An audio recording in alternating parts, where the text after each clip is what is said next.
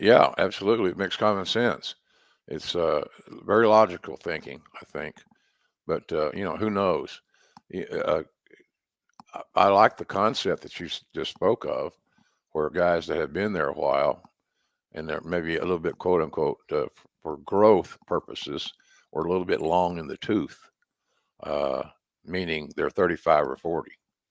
Well, we both know that if you're 35 or 40, you got a lot of ring time left, especially with our schedule. Right. You're talking about working 1 day a week. That's a dream schedule for a wrestler. So that's one thing I think is in AEW's favor is the fact that we do live TV. You're there once, you do your thing, and you're back 7 days later. Right. So I like that because travel's always been everybody's enemy, and it still is. Back in the day when I first started, it was all about car. I was in the business for probably 2 or 3 years before I ever got on an airplane to go to work. So anyway, it's travel's always been the bad guy of the equation.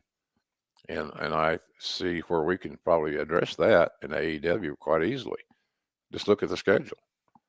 So we'll see how it works out. A lot of there's a lot of miles to travel, Conrad, and regarding Punk and the WWE staffing and all that good stuff, the roster.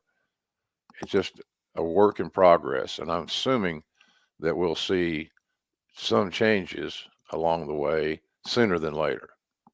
Because I think you're right. The head honchos now of this new merger, they're going to want to lower the overhead. Hmm. Like you said, they have duplicate travel departments, duplicate this. So they might even have a duplicate medical staff. Hell, it wouldn't surprise me. Right.